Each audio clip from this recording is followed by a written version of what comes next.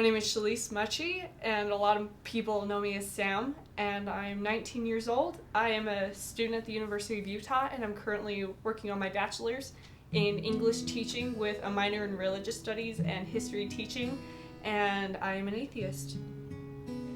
I was raised Mormon here in Utah, just up north about 20 minutes from Salt Lake City, in a little town known as Kaysville.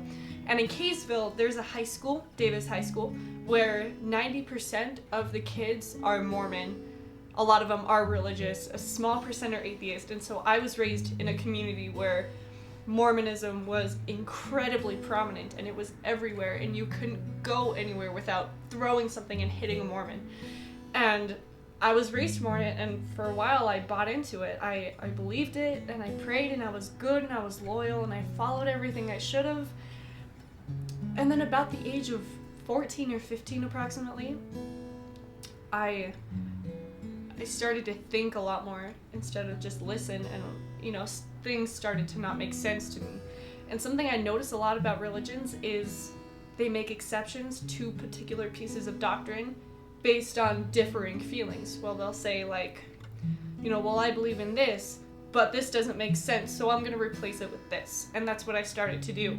And fundamentally that wasn't necessarily following Mormonism, because I was okay with wearing tank tops, I was okay with wearing shorter shorts, and I felt like it was okay for someone to be homosexual because that just made sense to me. It made sense that the love of Christ could encompass everyone. Why would it just be exclusively for the people who were Mormons or who were Christians or straight, people who lived a certain way, people who didn't drink, people who didn't do this? And I found that a lot of the people in the Mormon church were a lot worse than the people outside of the Mormon church. So what are some of your experiences growing up, good or bad, as far as being in the religion? Okay. Well, in the Mormon church, there are programs known as the Young Men's and the Young Women's, where it's youth between the ages of 12 and 18, where you meet together once a week for something known as Mutual, where you do activities that are spiritually based. And I was becoming incredibly irritated that for Mutual, every week for the young women, we would paint scripture cases, or we would make cookies, or we would make quilts, and the boys were in the gym playing basketball, and that wasn't spiritual. And I wanted to go play basketball with the boys, but they'd say, no, you have to stay in here with the girls, and you have to make yourself a pretty little scripture case.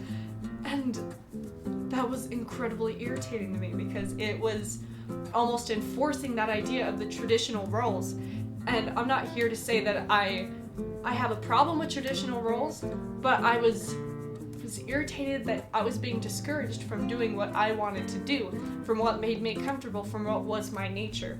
And I remember the first time I'd ever felt doubt was seminary. In my sophomore year of high school, I was 15 years old, and it was my first semester of high school. I was nervous, but it was fun, and I was just sitting in seminary class, and my teacher was having us read scriptures, and one of the scriptures, to loosely paraphrase, said that you should follow the words of the Lord, without question, with faith, and that seems like a comforting idea to people who are afraid to question. And I raised my hand and I said, but wait, why were we given the ability to reason? Why are we the more evolved species when we can reason, when we can think, when we can write, and when we're able to question things on our own? Why would we abuse that by just blindly following anything that we're told to do? And he kind of stared at me strangely, and then another girl rose her hand and she said, well, I think, that's just more or less a test to make sure that we're using our reasoning for the right reason, to justify following Christ with our reasoning. And it just hit me really hard, and I was like, so if we're given the power of reasoning, if we're given the power of rationale, why would we use that to justify something that we can't always rationalize? Because I was having trouble rationalizing the Mormon church at that point in my life. in that same seminary class, our teacher argued that Rome fell exclusively because of homosexuality. And that was so offensive to me because I had been studying history at that point. I was in an AP history class, and we just finished up with Rome, and I just thought, why would so great of an empire fall just because of homosexuality? Is that so wrong? Would God smite so great of an empire because of homosexuality? I don't think so. Obviously, he hadn't been studying history in the way that things rise and fall naturally, the way that civilization thrives and then it survives and then it slowly falls because of something, but I'm sure it wasn't homosexuality, and I just remember being so offended by that. So did you ever, when you're going through, like, questioning religion and kind of going through that in high school, did you ever actually try and sit down with anybody, like a religious leader or family member, and actually talk about it at all, or have them try to explain it away to you? My mom forced me to go to seminary all 3 years of high school because she said it was the spiritual grounding I needed, and I was upset by that. And so I would just ask to go to the bathroom at the beginning of class, and I would actually sit in the bathroom for an hour and a half. I wouldn't leave. I would sit in the bathroom because that was more pleasant to me than sitting through seminary. And so finally in my senior year, my first semester of my senior year, I wrote a letter to my seminary teacher, and at that point in my life, I had moved toward deism, which is a mindset. It's not really religion, it's a philosophy, and it's a mindset of justifying your existence of God or a higher being based on your observations of the natural world and your God-given reason, which was something that had appealed to me at the time. So I wrote him a letter, and I just said, look, maybe I'm a deist, maybe I believe in a God, but I can't believe the earth is 6,000 years old. I believe in evolution. I believe homosexuality is natural. I believe it's not a choice. It's how you are. Some people are just hardwired to be different than other people. And that's just how we are. We're so diverse, the human race is. And I explained that, I was pro-choice as far as abortion went because I felt like it wasn't my choice to tell other people what they can and can't do with their bodies, whether or not I agreed with abortion. And so he called me into his office after class and he said, the church needs people like you. The church needs people who believe in different things, and I kindly explained to him that oftentimes a prerequisite for joining a religion is you have to believe what it stands for and you have to believe what it teaches. And I said, if I don't believe what the Mormon church teaches and if I don't believe what it stands for, I can't be a part of this church. I'm sorry. If I don't believe in the fundamental teachings of Islam, why would I be a member of Islam? That just makes no sense. So I explained, I said that's fine, but there are a lot more things I don't support in the church, and I'm only here because my mom wants me to be here. So I'll sit in your class, but I'm going to sit in the back and I'm going to read, and you're going to be okay with that.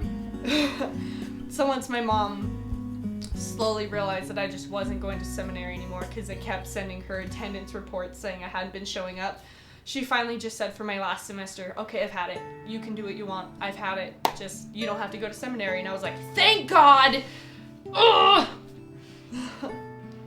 So when you finally kind of came to that realization, or you said to yourself, I no longer believe in God, I no longer believe in the Mormon religion, what was the transition like for you as far as going from no longer in the church to being a little more free as far as, did you lose friends, or was it kind of a... Well, at this point in my life, I'm still a closeted atheist, which it is one of the hardest things I'm dealing with right now, is the fact that I see all my friends, all my family, everyone around me reinforcing their faith constantly and not rubbing it in my face, but just out on, public social media websites. I get on Facebook, all through my news feed, I just see everyone preaching about everything that they believe, and I get so upset that I can't say what I believe and I can't stand for what I think is right because I'm afraid of offending people. But they're offending me. It's making me upset that I can't be who I want to be. And my parents don't know. They will soon, but my parents don't know, and there's nothing harder than knowing that your parents don't understand a fundamental part of your life. So since I was about 14 or 15, I slowly questioned my faith, and it was just a step-by-step process. A lot of people would call it the slippery slope to atheism, the fall from grace, but I called it a step-by-step process. I began to read everything. I began to think a lot, and I asked the scariest question that religion has ever seen, which is why. I began to ask why. Why is this way? Why is this person this way? Why do I have to do this if I don't agree with it? Why do I have to do something that I fundamentally, in the deepest part of myself, know that I can never do? So I began to realize that the teachings of the Book of Mormon and the teachings of the Bible were just as absurdly mythical as any Greek myth I had read, as the Epic of Gilgamesh, as these ancient texts and these ancient myths that I had been studying all through my school career. And I just thought, if we consider the Greek gods to be a myth, why can't the God of the Bible be a myth either? Because to the Greeks, that was their reality. It's all entirely subjective, and everyone's understanding of God and everyone's understanding of life is different. Nobody's God is the same as another's. So then why should your God have to be my God? Because we will never believe in the same person as it is. And that's when I realized that what I want for myself is I want to never stop questioning, and I want my beliefs to never stop changing, because that proves that I'm constantly thinking, that I'm constantly studying, and that my mind is constantly evolving.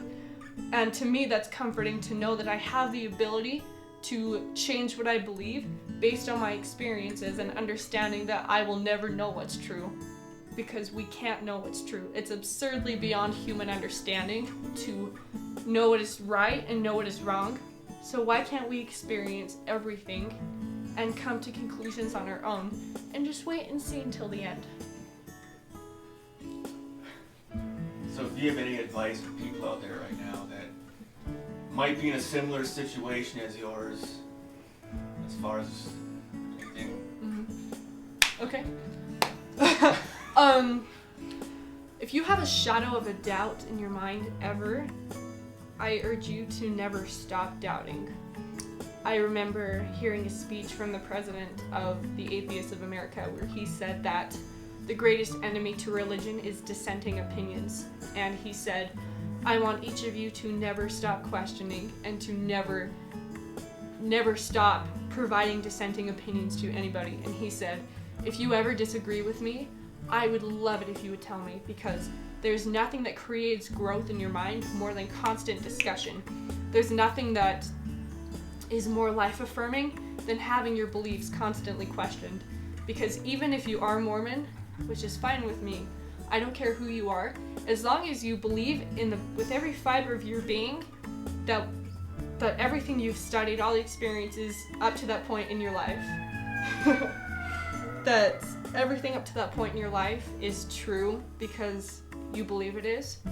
I want to hear why from the bottom of your soul and not from a generic answer. So if you're ever doubting what you believe, explore everything. Don't be afraid to read, and don't be afraid to delve into things that make you uncomfortable, because you never know if you're going to stumble on something that suddenly makes sense to you, like atheism does to me. And understand that there is an enormous support system out there for you, that there are people on the street who feel the same way, who feel the same confusion. There are people like me who haven't come out yet, who are planning on it. And I'll just say that from just the Atheists of Utah, that group, I've gotten so much support and so much love from those people who understand the struggle of going against the tradition of your family. So never stop listening, never stop learning, never stop reading or doubting or questioning, and never stop asking why. And most importantly, respect people who have dissenting opinions against what you believe. Because by insulting other people for how they feel, or telling other people that how they feel is wrong, you're no different than the people who persecute you. So part of atheism is understanding and being loving of other people and the human experience of feeling and learning.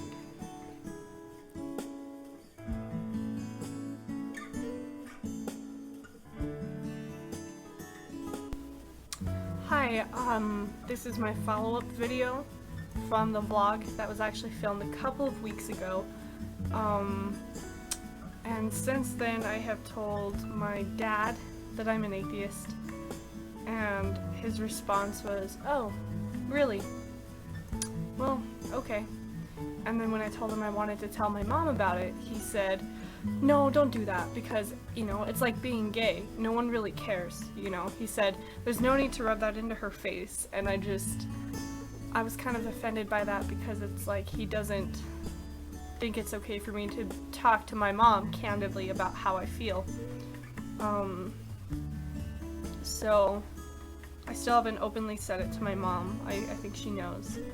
I told my sister, and she said, "Oh, well, what caused you to come to this conclusion?"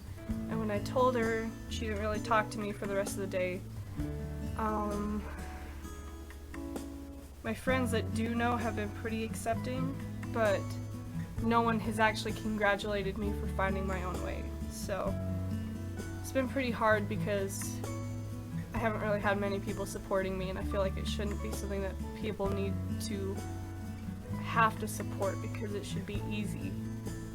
And it hasn't been, but I have this inner peace inside that makes me know that what I'm doing is okay.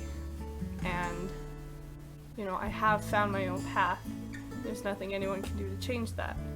So I'm gonna try to talk to my mom about it, and hopefully people will become okay with it. So that's my story up to this point, and I still encourage all of you to embrace it and to talk to your close relatives, because chances are nobody's going to be incredibly devastated about it. If they love you, they'll understand. And that's all. Thank you for listening.